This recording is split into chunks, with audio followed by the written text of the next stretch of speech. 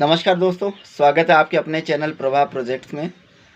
दोस्तों आज मैं बताऊंगा कि ये चैनल मैंने उन बच्चों के लिए बनाया है जो स्कूल, कॉलेज या इंजीनियरिंग के स्टूडेंट हैं और जब उनके कॉलेज में किसी तरीके के प्रोजेक्ट बनाने के लिए उनको दिया जाता है तो बहुत परेशान होते हैं कि यार बनाए कैसे, कहाँ से कोई हेल्प मिल जाए और किन किन चीज़ों की ज़रूरत होती है, वो चीज़ें मिलेंगी कहाँ से। बहुत सारी प्रॉब्लम्स आती हैं या सारी चीज़ें मिल जाने के बाद भी वो उसे असेंबल नहीं कर पाते हैं।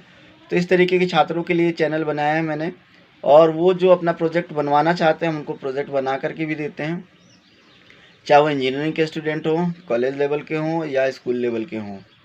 तो दोस्तों अगर आपको किसी भी तरीके के प्रोजेक्ट की ज़रूरत है तो आप हमें बेझिझक व्हाट्सअप कर सकते हैं या हमसे संपर्क कर सकते हैं मेल के थ्रू, या आप डायरेक्टली हमारे पास विजिट कर सकते हैं। आज की वीडियो में और दूसरी बात करूंगा कि आज मैं कुछ फैक्ट्स बताने जा रहा हूं, जैसे कि जब कोई चीज़ नीचे गिरती है तो उसमें आवाज़ क्यों आती है, इसका साइंटिफिक रीज़न क्या है। जैसे आपने देखा होगा कि बॉल जो है ऊपर से नीचे से ऊपर उठाई और उसके बाद गिराई तो बॉल क्या करती है, नीचे गिरने के बाद आवाज़ देती है। पेन है, कोई भी चीज़ गिरती है तो आवाज़ आती है, उसका कारण क्या है।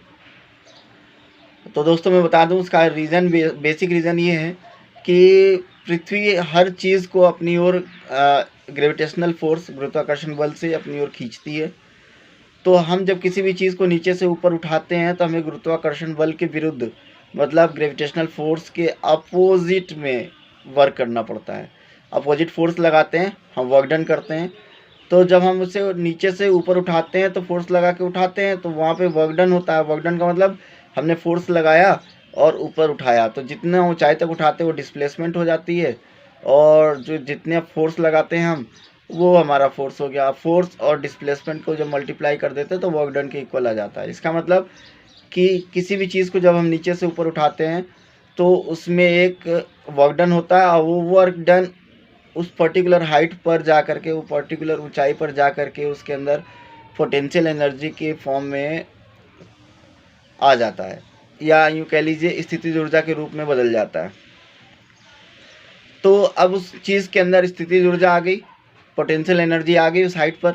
हम जैसे ही उसको छोड़ते हैं तो वो एनर्जी जो होती है वो कन्वर्ट होती है। कैसे कन्वर्ट होती है, जब हम छोड़ते हैं तो उसके अंदर ग्रेविटेशनल फोर्स उस समय एक्टिव रहता ही है।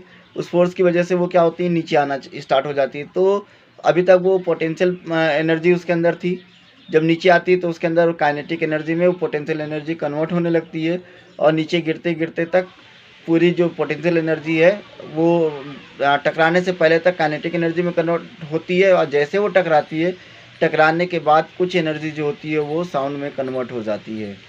तो इसकी वजह से हमें आवाज़ सुनाई देती है। तो मुझे उम्मीद है दोस्तों कि आप समझ गए होंगे कि आवाज़ क्यों आती है। तो आवाज़ आने का मेन कारण है एनर्जी।